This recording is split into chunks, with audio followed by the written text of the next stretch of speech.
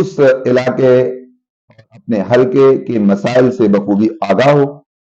اور صرف آگاہ ہونا ضروری نہیں ہے، بلکہ جب آپ کے پاس آئے تو آپ اس سے پوچھیں کہ اس حلقے کے جو مسائل ہیں وہ مسائل کیا ہیں اور آپ کے پاس اس کا پلان کیا ہے.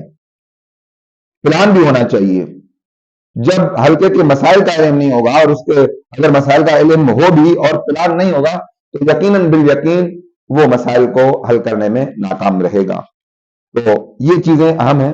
نمبر 7، اپنے حلقے کے جو تمام لوگ ہیں، جو اس کے ووٹرز ہیں یا ووٹرز کے علاوہ بھی جو لوگ ہیں، پورے حلقے کی عوام کے ساتھ اس کے ایک کمیونیکیشن ہو، مضبوط اور مربوط نظام ہو کمیونیکیشن کا. جیسے آج کل کے جدید ذرائع ہیں تو انہیں ذرائع سے مدد لیتا ہوا اس کے پاس ایک کمیونیکیشن کا ذریعہ ہو جس سے اپنے حلقے کے لوگوں کے ساتھ وہ رابطے میں رہ سکے اور اپنے حلقے کے لوگوں کے معاملات کا اس کو پتہ چلتا رہے تاکہ بر وقت کوئی تدارک کر سکے. یہ بھی ضروری ہے کہ اس کے پاس کمیونیکیشن کا سسٹم ہو اپنے لوگوں کے ساتھ، کیونکہ اگر اس کے پاس عوام کے درمیان میں کمیونیکیشن کا ذریعہ نہیں ہے تو یقیناً اسے عوام کے مسائل کا پتہ نہیں چلے گا اور وہ عوام کے مسائل کو حل کرنے میں ناکام ہوگا. اور نمبر 8، جس امیدوار کو آپ منتخب کرنا چاہتے ہیں کہ وہ دیکھیں کہ وہ کس پارٹی سے. یہ پارٹی بیس کی میں بات کر رہا ہوں.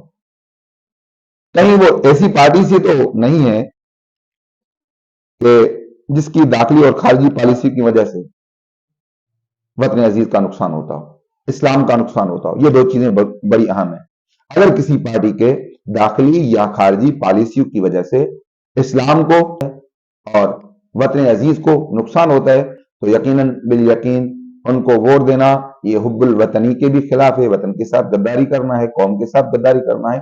اور اسلام دشمنی پر مبنی پالیسیاں ہیں تو یقیناً یہ اسلام کے ساتھ اور اپنے دین کے ساتھ، جو کہ دین اسلام وطن عزیز کی اساس ہے، ایک اسلامی ریاست کی اساس ہے جس کے نام پہ یہ وطن عزیز بنائے. تو آپ دیکھیں کہ اسلام کے ساتھ تو کوئی اس کی پالیسیوں کی وجہ سے اسلام کو تو نقصان نہیں پہنچ رہا. اگر پہنچ رہا ہے تو آپ اسے ریجیکٹ کیجئے گا، اور اگر آپ ووٹ دے رہے ہیں تو کم از کم اس کے اندر یہ ہو کہ اس کی پالیسیوں سے اسلام اور پاکستان کو نقصان نہیں پہنچتا. تو بالکل آپ اسے ووٹ دیں، بلا جھجک آپ اسے ووٹ دے سکتے ہیں. آگے چلیے، ووٹ جو ہے آپ ضرور کریں کیونکہ یہ ایک شرعی شہادت ہے. شہادت کیا یعنی حق کی گواہی ہے. آپ حق کی گواہی دینے جا رہے ہیں اور یہ آپ جانتے ہیں کہ حق کی گواہی کو چھپانا یقیناً بالیقین حرام ہے. اور پھر یہ کہ ووٹ ایک قوم کی امانت ہے. تو امانت کے متعلق تو حکم ربانی ہے نا کہ وَأَن تُؤَدُّوا الْأَمَانَاتِ إِلَىٰ أَهْلِهَا، کہ امانت اس کے اہل کے حوالے کیجیے. آپ اہل لوگوں کو امانت دیجیے، اہل لوگوں کو ووٹ دیجیے، نا اہل لوگوں کو ووٹ مت کریں. یہ قومی خیانت ہے. اگر آپ قومی خیانت کے مرتکب ہوتے ہیں تو پورے قوم کے گناہگار ہوتے ہیں. تو برائے مہربانی آپ سوچ سمجھ کر ووٹ دیجیے گا. ایسا نہ ہو کہ آپ کے ایک ووٹ کی وجہ سے پورے 5 سال کے لیے قوم اس کی سزا بھگتنے کے لیے تیار ہو جائے.